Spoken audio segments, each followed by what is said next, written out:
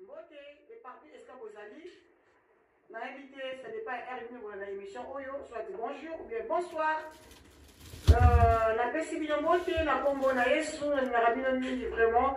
Abonnez à la qualité TV. Bon, bah, s'abonner, merci vraiment pour continuer, pour liker, pour partager la vidéo. Moi, commentaire, et ça, on a bajar. Et ça, qui tombe comme un casse. Vraiment, bon, bah, s'abonner, bon, s'abonner massivement. C'est parce que la carte de la TV émission et ça émission et ça sans polémique et ça émission et ça ma bêtise et ça plus 18 et ça écoute les canapés émission côté à parents mais là on fait on a bana besoin de la émission bon ça a problème côté vraiment yango na enseigne na bino pour s'abonner massivement et même la TV avec la solo après ça conseil à ma basa na nzambe ayambaka batu nyonso sauf na ndoki bon oyebete mimi zangi ekai na ate donc nayambaka sauf batamaka bapolitiki ndenge na kadeti ayambaka te kote kuna monde wana ebelaka de tv akota yango te donc voilà napesi mbote epai ya coach na ngai prophète père spirituel prophète Jérémie Tukala Kamando aigle royal l'homme mal compris les mystérieux prophète sagesse. Vraiment, on a pêché mbote et sika. Tout ça, voilà. Pêché mbote mingi. La bosse était copée, ça n'est pas dit Weston. La carte de la Sous-Zélande. La pêché mbote qui n'est pas dit Weston. Mouta Dakaka. Weston, hier, son Weston m'a appelé. Mbote na yo, vraiment. Hier, on a élu maintenant, c'est moi, si Mzambé. La pêché mbote et Nelly Corona Bango, parce que mon caron de Monaco. Yonde Makambo. Mon terre a marché. Ils sont décollés. Mbote na yo songa mbeli ya la kaya la toko ya nkunchu. Mbote na yo esika ozali wana na peshe mbote ebele. Papa Love Luciana président ya Ebele TV. Oya ngara TV ateli toujours liboso. Oya anasui ya chaîne oyo motema ya tama Moniki na peshe bino mbote esika bozali. La seule qui me reste Jackie yananga umela mama yangani ya Viannette pena espoir bambote na bino vraiment lelo aimer la TV aza na plateau elongo na nani na kanisi bon découvrir très bientôt. Bonsoir papa.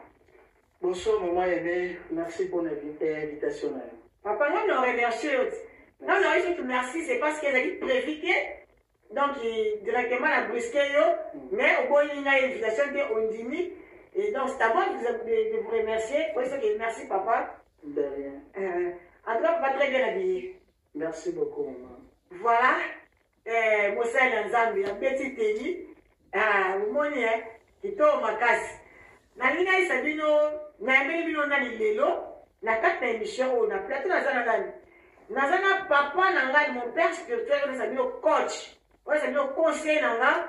Donc, Eza, en fait, Jérémie Tukala. C'est mon papa, n'a pas dévolé. N'a pas dit que monsieur Sebastien m'a ébié pour l'instant, il y a une émission. Dans la magasin Moko, et donc, promo, il y a école, il y a collège Bonomi, on a basé dans la commune de Mongafula. Même temps, Azali patron, il y a PMG. Voilà, PMG. Voilà, donc, de l'autre, on a sur Touana. Vraiment, bon, ça l'a carrément branché. Bon zapete bon la biso wana caméra yemo liloza la caméra bible sur la caméra bon sakana. Voilà, merci. Papa nina tout na moi za en solo moko na bomisi na dit que ça mo surprise pas na hôtel pour wa déjà Moussa Nzambe. Est-ce que pour c'est biso balandi na biso ba balelo parcours ya prophète Jérémie Tukala ezalaki ndenge nini? Parcours spirituel. Parcours spirituel, pour le coma, vraiment, on va un grand homme de Dieu, reconnu, vraiment, les acquis ont des parcours, les acquis ont des pour Balamoko et comme le boui. Parcours spirituel, bon, parcours Nangaï et Zamoulaï, na outil quelque part pour na koma naisika naza. Donc, na outil na makolo ya basali na Nzambe. Tel que Dr Dieudonné Tukala, la Katia communauté des églises du Christ Ambition SM en cycle, mais yambo naza na SM nazaki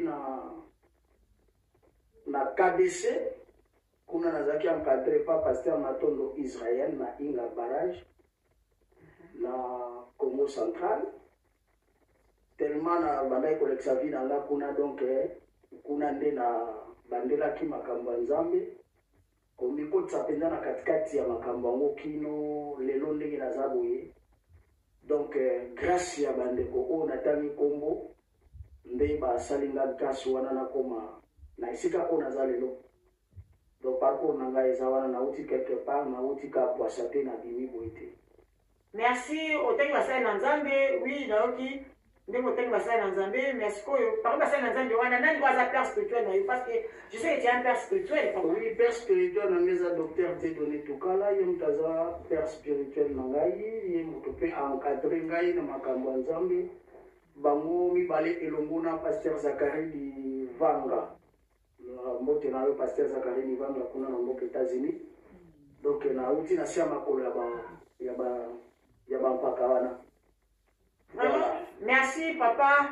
Na sepeli ko ke papa na ngape azape na papa ndeki popo na nga na pesho mbote popo Dieudonné Tukala vraiment ba mbote ebele. Papa, est-ce que bon, na ebi ko biki no bi ko baneki makamanza ibandakala. Mais pour na oko mapenza o affirmer penza ke o vandisa musala o kati na yo poma. Ezala ki ndenge nini? E baneki na oko na age nini penza ko au fond ça ministère na yo disons pour les aux l'église na yo église na yote parce que l'église na yote aux représentants les gars de l'église la CRF communauté plutôt na l'église CRF parce que ezali na ndenge nini et ba na ba âge ni pour comment ça niveau comme na communauté ndenge wana. Bon, village vraiment na bani Nzambe na bomwana parce que na botami d'abord na famille chrétienne donc cela veut dire papa azaki pasteur maman ndenge moko nde boyebi. Soki papa za pasteur donc maman babenge maman pasteur alors to botami na kati ya famille bongo to koli na bonzambe mais na yebaki makambo Nzambe ndenge tambola te mais tango nde siko na yekozwa appel epai ya Nzambe et c'est par là siko nde na komi kotisa siko na kati ya makambo yango vraiment ndenge yango esengelaki et yango ememingaki no lelo na comprendre appel et na tosi ba reclama ya appel nde yango esali ke nazala onaza siko donc appel no soki ondeni bon appel nanga nazwaki yango na brutalité te appel nanga ezaki ngonga Nzambe ekokaki parce que nazaki en fait chantre na kati ya communauté des églises du Christ en mission na groupe d'adoration les ouvriers kuna tozaki na ba frère d'accord ainsi de suite mbote na bino place na so konzala. Alors c'est par là ce qu'on a joué qui appelle le païen Nzambe. Appelle nange zalai que Nzamba beginga pour na salle la ye étant que mokambi na kamba peuple na ye. Mais la comprendre qui appelle wana nante parce que Nzamba ba l'hôtel sanga en fait ba pigeon.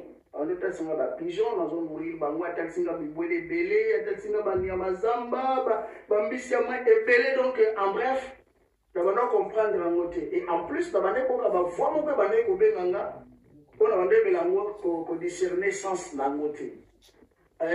Tant on a zoomé la bilo kabongo, na poussé na makola bampaka, bakokwa ko encadrer nga, pour na ko pesanga ba signe prophétique nini o esengela ki ezala wana. Et là comment na ki kokisa makibongo. Et c'est par là si konde Nzamba obenga ngai na banda musala na yi. Na banda église na ye ngala zaka na église te mama yeme église zaka ya Nzambe et na zaka grand pasteur zaka Nzambe mais naza esclave ya Nzambe oyo wapi nazo salela ye na kati ya elanga na ye. Voilà. Merci prophète Jérémie. En tout cas bonjour que albiye as esclave grand pasteur à Nzambe. Voilà, merci vraiment. La question, il ma réponse. Ezali, il y a papa Langai, papa Langai, prophète Jérémie, prophète Siko, quand on bandaki makamona Nzambe wana, ma difficulté, je ne sais pas si c'était facile pour vous. Il y a plein de gens qui ma difficulté, ni vraiment, écoutez, nous avons appelé la mémoire, nous avons à l'époque, pour ça l'ensemble il y a un moment où il y a 2000 il y a 1900 je ne pense pas que ça va le moko bon ma difficulté de trouver dans la temps voilà en tout cas ma difficulté ça qui pensa ebele mingi d'abord parce que nzamba bengi ona na musala oyo yebite donc na bandai ko kokakutu ko comprendre te makambo ngo eza ndenge parce que denga moko vraiment na bandoli na makambo ngo te na banda ko koma pasteur na banda ko te ya batu ko na yeba kina côté ya te ainsi de suite ma difficulté vraiment ezaki na ba point nyonso na ba plan nyonso donc difficulté aux sentir vraiment que oui en tout cas ça ne va pas mais persévérance na conseil ya bandeko et en même temps ko yoka pe mongo nzambe yango esalaki ke to persévérer kino lelo na ndenge tozabo mais en tout cas côté difficulté nga bandi musala nzambe te mbala moko naza bien non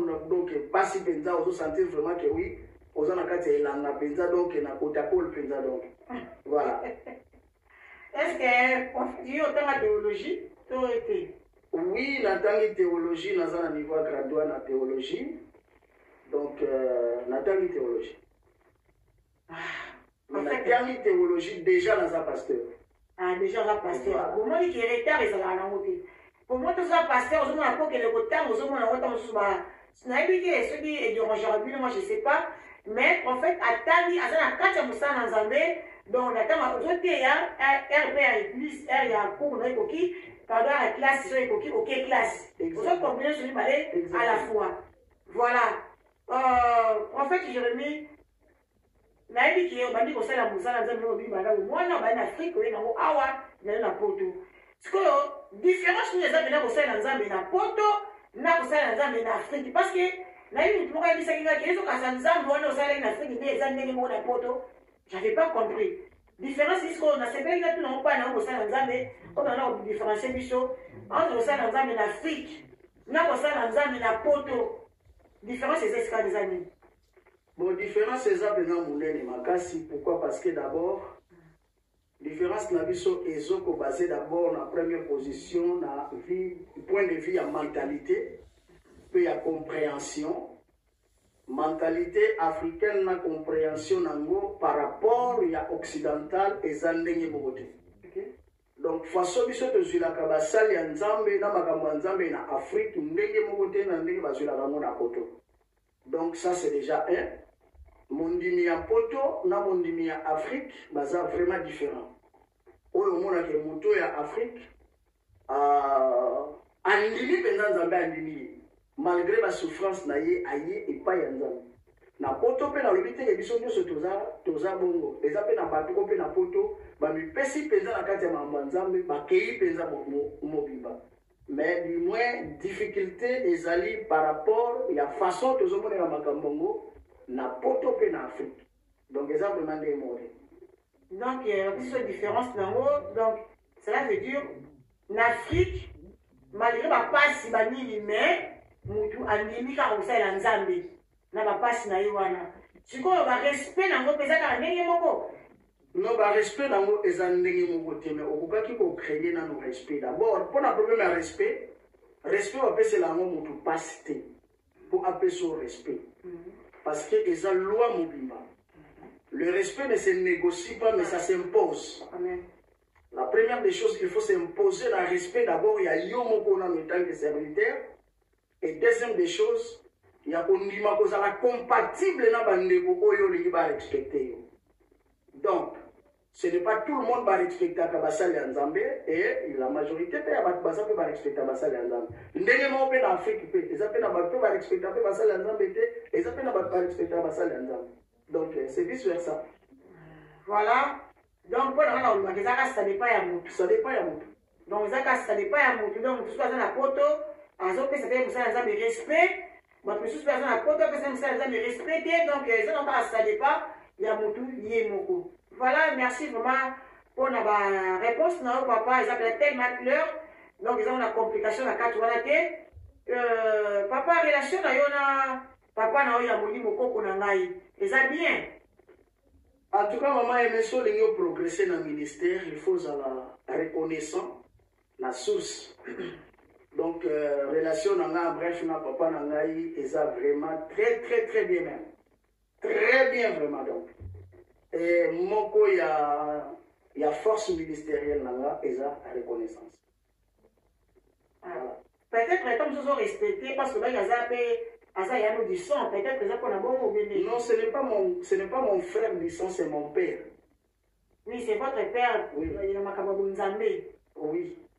Même na makambo moto, yé mutatika la papa na biso nyonso. D'accord. Papa, donc, na respectaka yé plus étant que serviteur ya Nzambe par rapport à la famille. Nazali sous mon kesi ma papa olai ke papa azalaki mosali na Nzambe. Yanga pe maman, maman pasteur mais ngana yebi eza différence.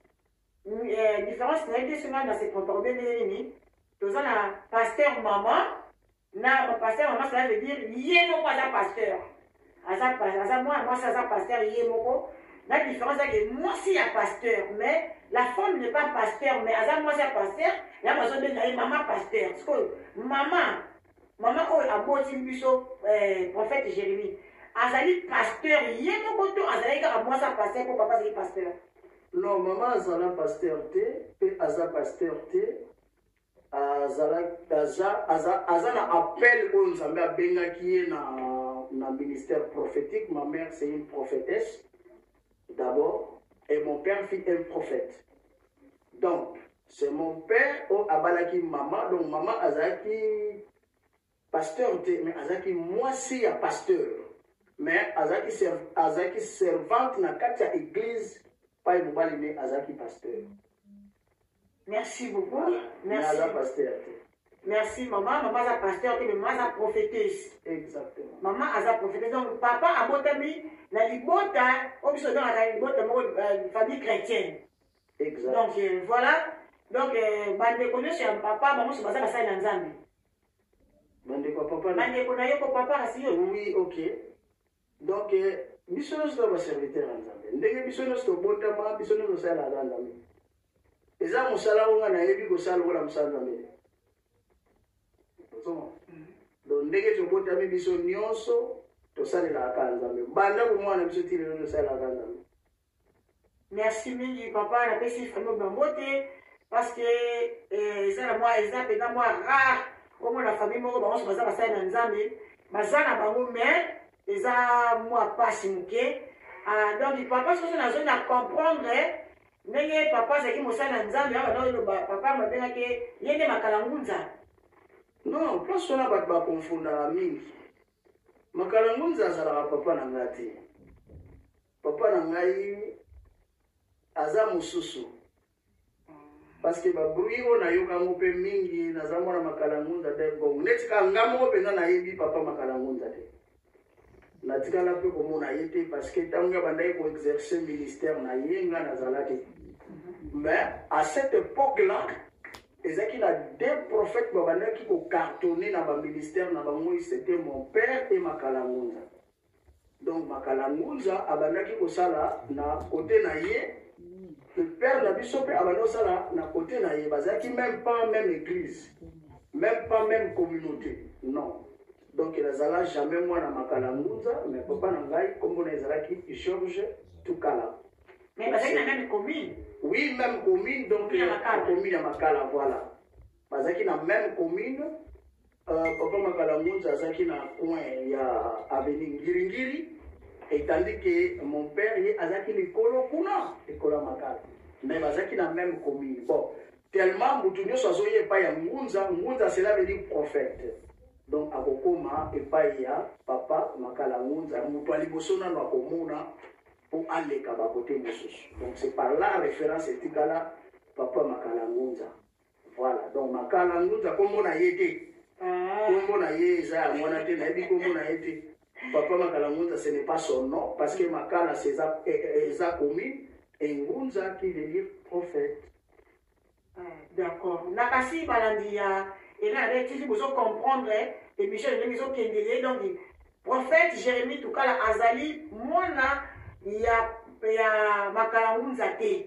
Prophète Jérémie, tout cas, la papa n'a yé comme on est Georges Toukala. Donc, on va comprendre que bah, la famille tout cas là. Exactement. Voilà, bah, la famille tout cas là. Donc, bah, on va dire à mutu, donc, aza moi na makalangunza vraiment, bon, on la likaniswana, il y a que aza moi na makalangunza, aza moi na makalangunza te. Donc, voilà la différence parce que moi, quand on va à papa, il y a un plateau vraiment pour émission tango la capenza. Tant que moi, la calanguze, va au monde, on va ah, de on a biso, à Wanga biso bonne, donc, Azana et moi, la été, la été, est-ce que, aussi, moi, moi, ma calanguze, aussi, moi, la été. Oui, na lukaka moko ba situation ezalaki mingi. Que naza mwana makalanguze, ainsi de suite, bon. Tokutana deja na mwana moko ya papa makalanguza bonga pe na yebi kombo na ete mwana mo papa makalanguza na yebi kombo na ete mais nakutana bi mwana ye oyo toza na ye mboti na yo mingi place ozali frère na ngai nzamba pambo na yo mingi mangrota mangrota nzamba pambo na yo mingi vraiment bisika nyonso oyo ezwami yo vraiment tokutana tosolola mingi en tout cas na pese de mote vraiment et aux amours les cérémonies na mona na batali ni ba plateau et ça nga pena bien makasi papa na nina tuna eloko moko na katika na bonza mais pas c'est comme ça nous confusion mingi papa qui peut être délivré et pourquoi être délivré donc la délivrance par rapport à quoi nani pas donc nani à cause de la délivrance pour la délivrance pour la nani nani autorisation fait ça de délivrance azana na mon pas de l'ingisa à repérer sa délivrance. Bon, d'abord, le problème est un peu compliqué parce que le mot délivrance. Le mot délivrance, cela veut dire action de délivrer. Oui. Mais dans l'évité délivrance, il y a ni délivrance spirituelle, délivrance morale, délivrance d'ordonnance. Pourquoi? Parce que même un médecin a pour délivrer ordonnance. Alors, on a évité délivrance, c'est ni au lieu le bélawa. Il y a la délivrance spirituelle. Ah, ok. Délivrance spirituelle. Tout ce qui est spirituel, nous avons une délivrance à Kanzame. Ça, c'est un. Et deuxième des choses, Moutou a quoi délivrer Moutou na etinda yanzambi. Donc, Moutou, netingana ko délivrer Moutou. Ce qui Nzambe a permettre que Nanzela nanga. Mutwana azwa délivrance. Donc yamona olobaki mutuna se amoyo yo azate ako délivrer monina. Parce que de nature mutu nyonso aza lié. Na o azo prétendre ko délivrer, na o bazo délivrer. Ba muni balé baza lié. Baza lié nani? Parce que ça na ba loi o wapi eza universelle. Ba loi o wapi ezo serré ezo kanga mutu depuis naissance na ye. Il y a 7 lois, mais parmi les 7 lois, on a 2 lois seulement. Loi, il y a l'émotion, il y a loi, il y a polarité. Loi, il y a polarité, cela veut dire, nous sommes double. Moutou pour fonctionner, loi, on a des moutons sala moutou. Au moins, on a des épaules, des makolo, misumi, balé, zolo. Donc, nous sommes D. Il y a déjà une loi, il y a polarité. Alors, pour Moutou, Azala Moutou, et ce Senga, moi, si na moubali, il faut Azala. Donc, polarité, wana, et ça, na mâle, na femelle. Il y a un mot de Zolobaki, tout ça, na Nereba, na Zakar. N'est-ce pas? Pour Moutou, Azala, il faut Nereba, Ezala, puis Zakar, Ezala. Alors, dans le moment, on a tel mot sens, parce que Nereba, est un perforateur. Non, Zakar, est un perforateur. Et Nereba est un trou. Donc, cela veut dire pour Moutou Azala, il faut Moubali Azala, peu moi si Azala. Polarité wana est aussi la Moutou. Or, na kati ko salama ya Moutou, et ça na loi fondamentaux, ils ont lié déjà Moutou wana depuis naissance naïe. Et tant que pécheur. Bon, comment se fait-il aux pécheurs ou délivrer sous Moulinga na yo? Non. Donc, il y a ceux qui ont délivré Moutou, ont délivré par rapport à la grâce aux ambassadeurs Katinayo, pour Moutou, on a besoin de délivrance. Mais ce qu'on délivrance, c'est à cause par rapport à quoi? Et pour la ligne, personne aussi peut être délivré, ceux qui a évité à la délivrer en quoi et par qui? Voilà, Makamboyo. Makamboyo est à ma tête. Donc, pour Les problèmes, les amis, au moins, tout ça, bien que, donc, après, passer 6 mois, mon gros, chez moi, et puis, bon, passer avec un, yo, il m'a dit, mais ça va passer avec un dimi. Aïe, si nous diminuons, non, il faut passer avec des différences. Passer, on a proclamé des différences, voilà. Mon dimi, il m'a dit, c'est que non, il nous a la séance à la prière, donc, ça s'appelle, ici, on la séance à délivrance. Il faut passer dans la délivrance. Admettons, nous avons passé, nous avons malade ici, mari de nuit. Vous avez un mari de nuit, alors il faut pas délivrer. Bon, je ne sais pas. Pour hier, vous pouvez peut-être aller dire un mari de nuit, mais pasteur ou tout prophète nous a révélé, à lui, c'est que nous avons un mari de nuit, il faut passer par délivrance. Parce que nous avons pas délivrer. Hier, vous voyez, vous avez dit, mais quoi que délivrer pour passer dans le lobby. Est-ce que délivrance soit des amis total, non, jusque-là, délivrance est la totalité et sa partielle. Délivrance est la totale tango. L'église de Nzambe connaît toi. Mais pour le moment, délivrance est sa partielle, donc cela veut dire est un processus. N'est-ce pas? Mais mon tout au pasteur a l'objet qu'il faut aller à la délivrance. Dans le baquelo, délivrance est un acte spirituel. Donc tout ce qui est de l'esprit est connu par l'esprit, est contrôlé par l'esprit, est soumis par l'esprit. N'est-ce pas? Oui. Donc délivrance, il faut un peu pour définir les mots bien. La carte de délivrance spirituelle, au Moutalinga de la délivrance. Na étape ni la délivrance, parce que la délivrance, nous avons 3 sortes ou 3 catégories. Il y a délivrance. Nous avons la délivrance du corps, nous avons la délivrance de l'esprit, et nous avons la délivrance de l'âme. Alors, c'est 3 catégories de délivrance là. Alors, mari de nuit, aye na vie ya mutu, pasteur a moni na nzela molimo. Alors, c'est que molimo, on a fait épaissailler, n'est-ce pas? Comment est-ce qu'on appelle ça? Il faut épaissailler remède, voilà. Remède nini akokai kosala pour sauver mutu wana na situation oyazanango. Mais si on a évité délivrance, on a mis la lelo et comment ça la mandengeli? Parce que ça, moi, je ne sais pas, il y a des gens qui ont côté de l'indonation, qui ont un camion. Délivrance, c'est que je n'ai pas les autres questions parce que les autres qui, bon, pour être clair, dans les éditions, mais à l'objet que, mon toit n'a pas parlé sur ma campagne à Bonzambe, à l'objet à l'église, moko, sur les centres, lumière, le moi marqué, mais par rapport à l'église, non, mais je me suis dit que l'église, moi, ça fait vraiment délivrer. Moi, ça délivrer. Si on a comprendre que nous avons délivrer par rapport à quoi? Mais nous avons délivrer. Et en plus, c'est là, à l'objet que, et nous, on va se lever qu'elle dit, au moment, pasteur, azana mutu moko boisho na ite tuyaza soko bazana magicien to bazana banganga siko fa délivrer mutu ne place keleki ayoka ni bien tena mutu wana o esengela ke nous donne délivrance dans ma hier délivrer mutu aza na délivrer te là ce jour dans personne est compris dans mon muke bon pas joie mutu pasteur qui n'est pas nganga pour délivrer mutu pour ngana yebi ne mutu baké mutu aza délivrance on ça la délivrance c'est Dieu.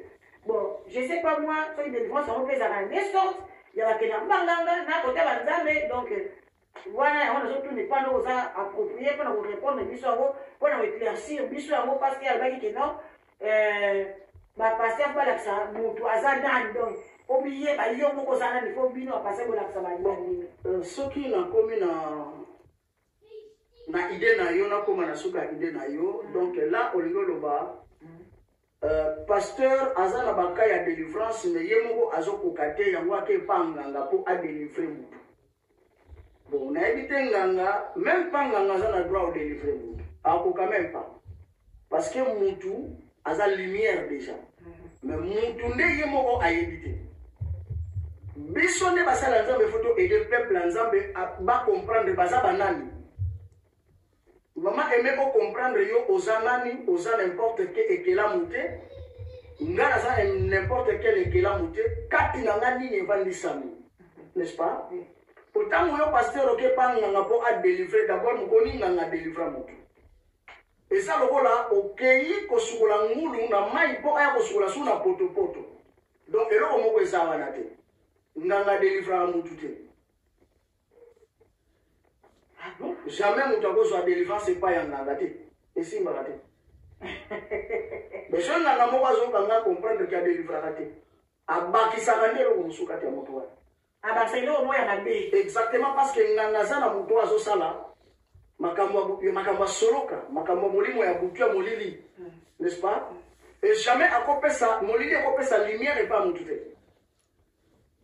jamais vraiment la question de se comprendre ils ont juste la question bon nazaki na besoin penda ko ba éclaircir nga bon na da part nga zape na bande ko mususu o peut-être ba se poser des questions na makambo lenge na fana que non il fallait qu'il aille en bas papa nanga na plateau encore même ko éclaircir biso ma question en gros pour toyeba pour balobi que non il faut donc tant à dire il faut donc c'est une obligation pour décider il faut donc va passer par la service za banani biso za banani donc c'est découvrir biso beaucoup donc il a dit si va passer par la service bon je sais pas passer par la service en gros na sens ni na nzela nzambe kaka to na ndenge nini moi je sais pas donc ezaka bango te bazolo ba makambo sur na kata Facebook oyo to tala parce que kati na makambo ngo ezo ba misuka ozo kondima na kati wana ba misuka bazo kwesa na kati ya biloko to ba émission to na ndaka kili awa donc ça peut pas passer mingi vraiment passe makasi donc voilà ya mwana ma question na zaki na ko pona mutuna papa yanga pona mutu a se découvrir est-ce que ça passe en tout cas à découvrir ça mutu ke au moni yo za boza te yo moko mutu se to nzambe mutu la utiliser yo moko o miye ba koza nani te Bible lo bien mon peuple périt par manque de connaissances mutu ye moko d'abord faut à se découvrir azanani par rapport à ba talent spirituel que za katat na ye et azala na grâce ya kokuta na un homme providentiel oyo wapi ako activer eloko oyo aza nango kati na ye n'est-ce pas parce que mutu oyo azokende luka délivrance ye moko nano fo ayeba azokende luka délivrance nini akangami na nini nalobela que parmi les 7 lois des lois na lingana cité loi ya mibale eza loi ya cause effet eloko moko te eyaka na vie ya mutu soki eza na cause te n'est-ce pas effet moko te ekosalama na mutu soki ekuti cause te po mutu azala possédé ou azala problème moko songolo il faut cause moko ezala oyo epermettre ke molimo soit molimo moko ya mabe evanda kati ya mutu wana alors cause wana ememaka mutu na ba dette karmique. Dette karmique, cela veut dire makambo mususu biso moko to créaka na ba vie na biso et yaka ko rattraper biso avec le temps, n'est-ce pas? Alors soki yo moko nanu oyebi te eloko nini ezotungisa yo ata toluka ba délivrance yango yo ozoluka nga na yebi te soki ya modèle nini donc yo moko fo oyeba nanu eloko nini ezotungisa yo eza lokola mutu ake pa médecin soki okomi epa na ye akotuna yo nanu nasala na yo nini. Cela veut dire yo mutu oza malade il faut expliquer médecin que nga nazomona boye na boye ye sikwa koyeba ko aider yo mais siko délivrance na biso lelo nga nazomona ngo ndenge wana te mosusu fo akwea bandoloba nga na te soki boteni nga nayebi te mais vraie délivrance il faut d'abord mutu ayeba cause nango pe ba effet nango pe mutu a se repentir la vraie délivrance maman aimé eza oyo tozomona te na kati ya baensemble bat bazo kwea ba démon so bon éviter so bazaka ba démon to bana bazoloba no boloba te que non peut-être pas dans les salles matin oui ça m'arrive aussi au moins mutu akwei ba esprit ba comme boloba kat na ce n'est pas la délivrance il y a mwana te délivrance la délivrance c'est la prise de conscience que non maman aimé loko zo tungiso eza boina ah eza de bongo oui c'est ça la délivrance tu vas maintenant travailler à la chose qui a été révélée, n'est-ce pas? Pour les situations. Je vais prendre l'exemple pour ne pas citer les noms pour la déontologie dans c'est même quand on a une prophétie à une personne, mais la prophétie on a révélé et là on a bundisi bon ya mutu wana et là on a évangélisé pendant 43 ans. Wow. Donc c'est presque vie na yemo vie. Eloko wana etungise pendant 43 ans. Tant nous avons révélé na mona ebise que non eloko mo salamela kayo boina bo. À cette époque ozaki na âge à 9 ans. On se comprend. Et c'était réel. Et tant qu'on a eu conscience, on a eu parce que l'autre on a eu ni la famille là. Mais à cette époque-là, on s'est rappelé et comme la vie est à boina. Si on a pensé à la nini pour la situation où question est bien. Mais ici, on a des choses à faire. Il faut se pardonner dans nos La vraie délivrance, quand tu comprends la cause de la chose qui te menace, tu dois d'abord commencer à te pardonner toi-même et de pardonner la personne qui t'a créé des choses là. Ami papa, mais moutouana akufa na oui, na katia mémoire na yo. Pardonner à toi. C'est ça la délivrance. Et alors, tu vas si vous avez la moutouana pour la position na état normal ya bomoto. N'est-ce pas? Mais ce n'est pas que au quoi il y a une boum au bali pour que les choses. Non, c'est pas ça la délivrance. Vraiment, prophète, vraiment, merci Miki Penza, vous avez expliqué les choses très bien. Merci, bah, bien, la TV, Bazar, que bien, qu'on s'est là. Tant qu'on va l'émission, on va bien, qu'on s'est là, vraiment. Prophète, excusez-moi, malgré ça, ma camarade, les gars qui n'ont encore appelé, qui toujours dans les réseaux sociaux, il y avait un prophète.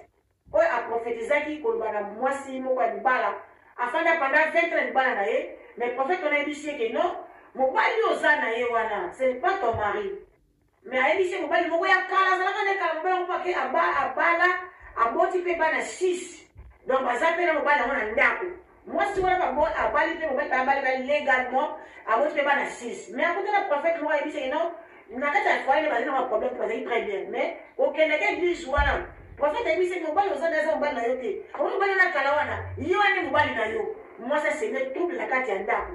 Est-ce que ma genre a profession à les ala bien tombé. Bon, au lobby déjà que moi c'est semé trouble na ndako. Yeah.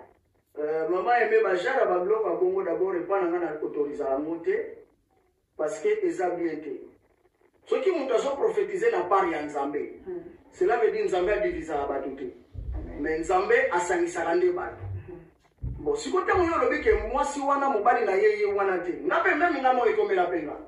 Et ça peut na mutu a prophétiser que moi si oza na ye moi si na yote. Na tout na ye moi si na ngaza ala wapi. Bon ye Nzambe ebisio ka moi si wana ya ngai te ya ngai moi si ala yisio te. Tant Nzambe lobaki na pasteur wana wana non, qu'est-ce qui se passe? Pasteur prophète a lobby et pas ya ndeko wana ke mobali wana ya yete. Est-ce que prophète alakisa ki moi si ngo mobali na ye? On ne sait pas derrière relation ni pasteur wana na mobali wana bazana ngo oto éviter. Mais et là on va comprendre comment se fait-il moi si on va le mobali wana ya yote boboti bana bovani 20 ans. Mais ça attends tout cela là bien. Comment tu peux vivre avec la chose qui o eza ya yote pendant ba mibu evele de moi. Eza archi faux. N'est-ce pas?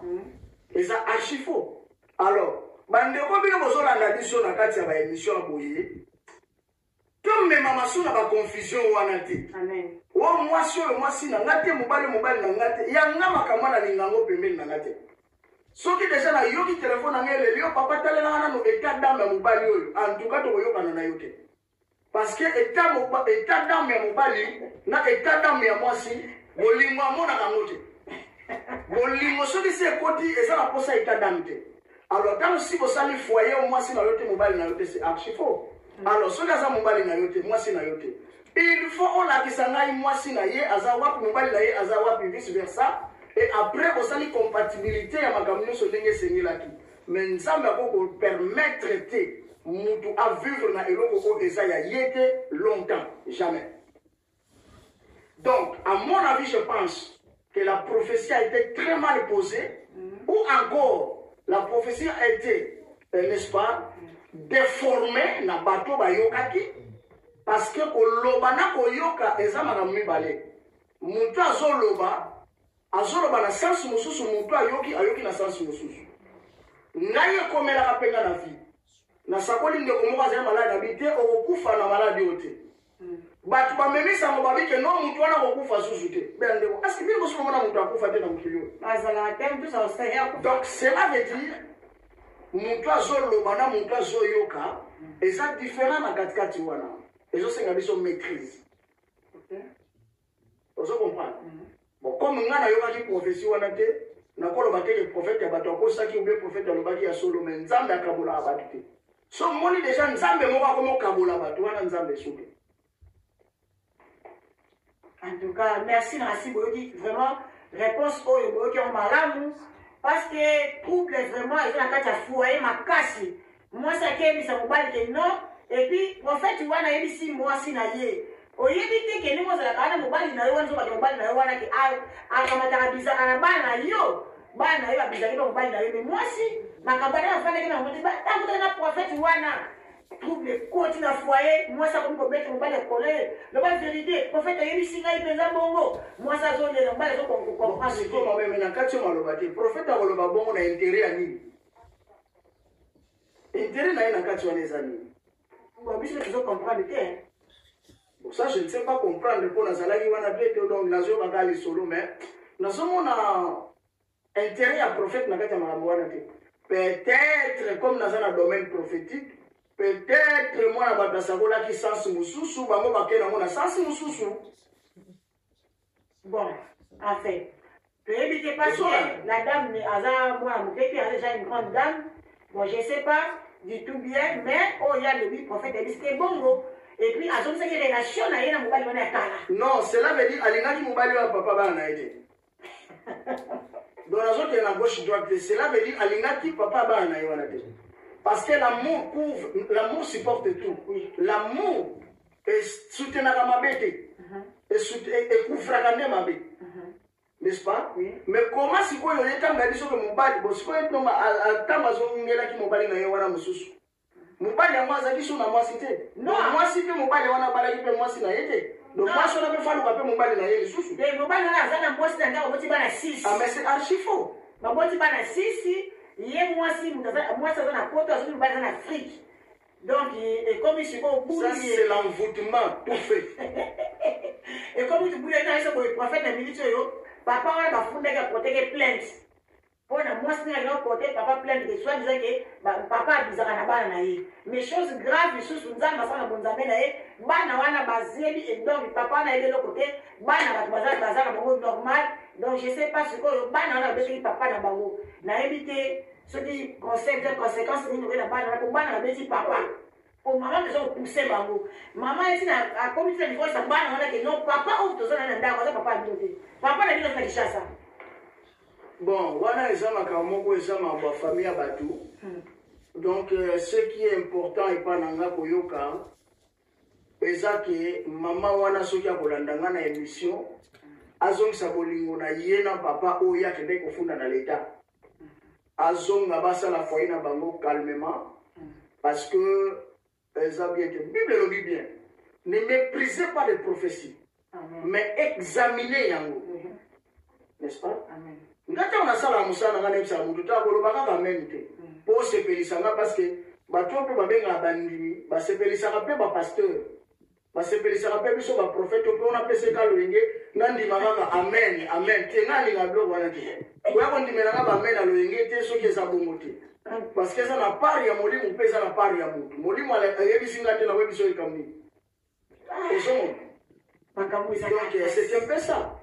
Makambo ezaka na pasi papa sikoyo na nina lokwa to komo keleka ko shite mukela émission na ko tika o boete po na ndi ke ozape na makambo sa osala exactement na likopena libéré yo momo sikoyo bonomi sikoyo de ministre collège bonomi non bonomi est toujours en forme mais zo kokende to zaki na pause to bando travailler ça fait presque un mois de travailler parce que tous les problèmes où il y a décès, il y a ici quand on te sosa musala, mutu to sinaki ne contrat na ici quand on a kufaki, donc les lots ne tous solo la dimanche les lots na ils sont les quantième les lots les 23 donc les baso panzamatanga na ye j'espère que mardi to ko kozo la misala. Tokoki kosala te parce que ndeko akufaki bato baza ebele donc yango esala to freiner misala mais en tout cas bonomi franchement eza ba surprise de bombe l'émission vraiment na minute na balisi na ngai na ti na ba prophète na ngo be na promo promo sikoyo PMG ça ka kati ya bonomi no le bana biso. Te bonomi nous tozana kati ya PMG. Ah, ça bonomi ça kati ya PMG. Voilà, PMG te tozana kati ya bonomi mais PMG eza lokola eza société. O wa bezana ba branche na yango. Alors parmi ba branche ya société, bonomi pe azawa.